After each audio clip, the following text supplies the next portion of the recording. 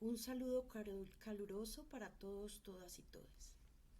Esta ponencia la he querido titular los géneros entre actores, autores, agentes, éticas, estéticas y políticas, más allá del modelo binario. Estoy grabando esta ponencia justo el 17 de mayo, que es el Día Internacional contra la homofobia, la bifobia, la lesbofobia, la transfobia.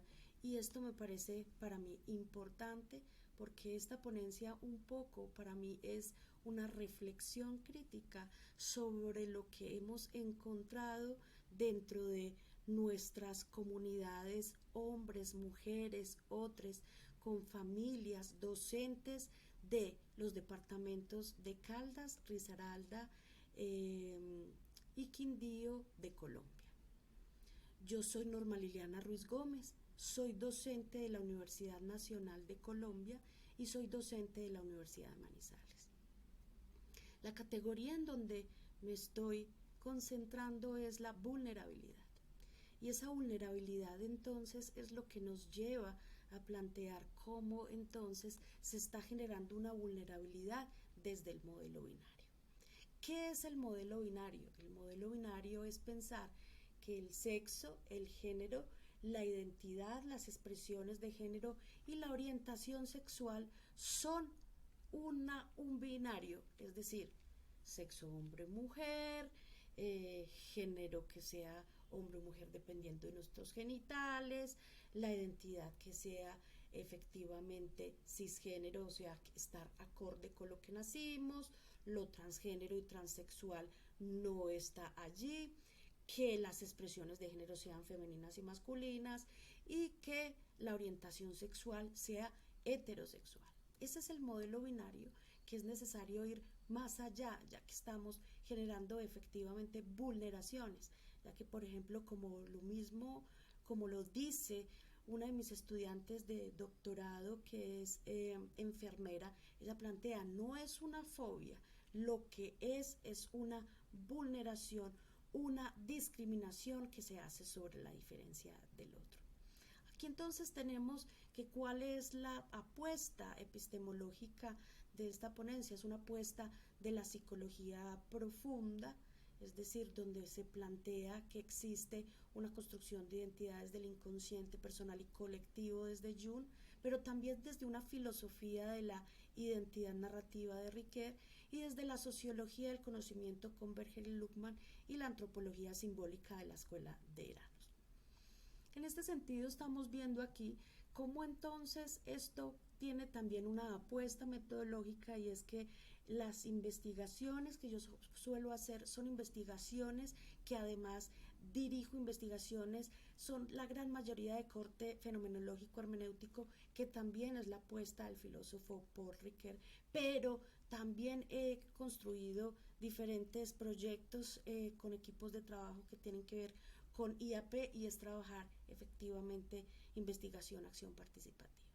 Aquí entonces todo lo que tiene que ver con éticas y políticas está en las identidades y está precisamente en los géneros. Los agentes dan cuenta de esas narrativas desde una identidad narrativa y las estéticas desde lo mitológico. Vamos a ahondar un poco en esto.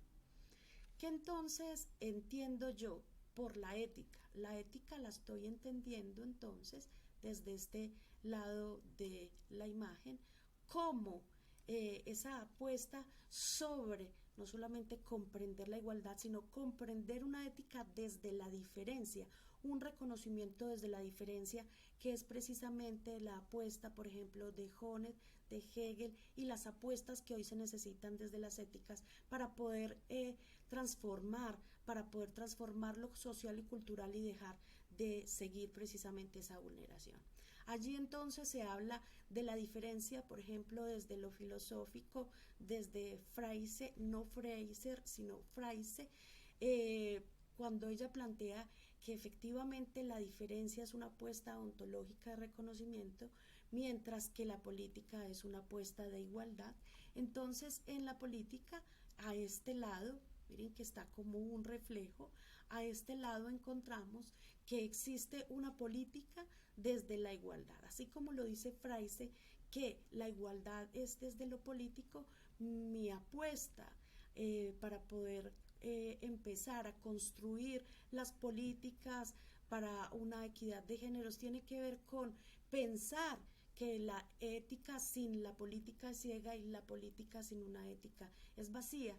Es decir, esta es una frase de Villoro, un eticista mexicano, en donde nos dice que la ética y la política efectivamente van juntas. Pero además, ¿qué tenemos que decir sobre lo estético? En lo estético encontramos, por ejemplo, desde la apuesta de toda la mitología de las estéticas griegas, cómo se da entonces esta vulnerabilidad, cómo se da la catarsis, cómo se construye esto para poder entonces como reconstruirse desde esa desesperanza y cómo podemos entonces vivenciar la esperanza. Y por último, entonces, ese modelo binario hay que deconstruir el modelo binario que ha sido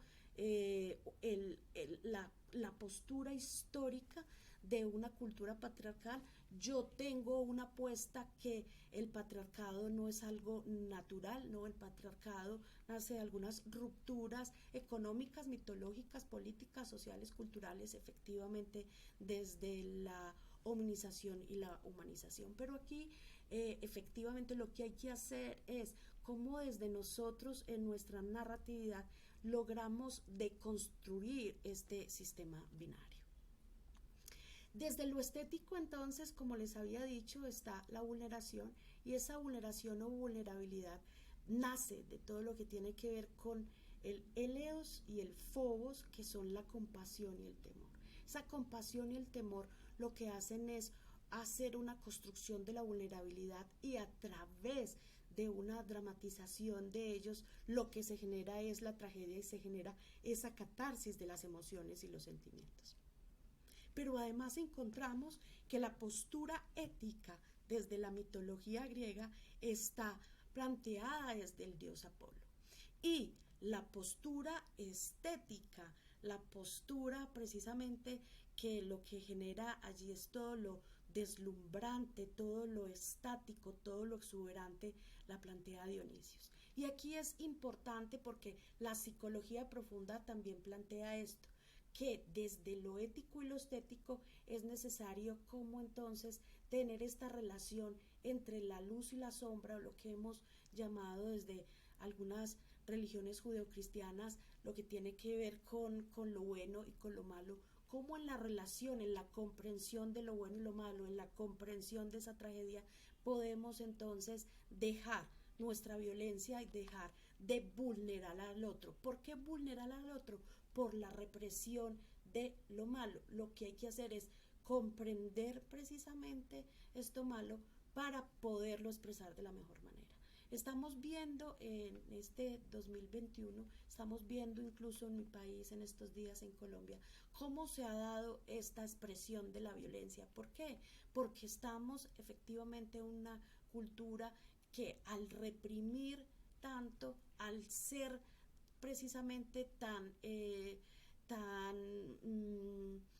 detenida en todo para no poder expresar que lo que estamos viendo es una violencia. Eso es lo que se propone desde la catarsis, no generar esta violencia, desde precisamente poder desde lo estético ser más empáticos, desde lo estético precisamente ese temor y esa vulneración expresarlas de una manera más adecuada.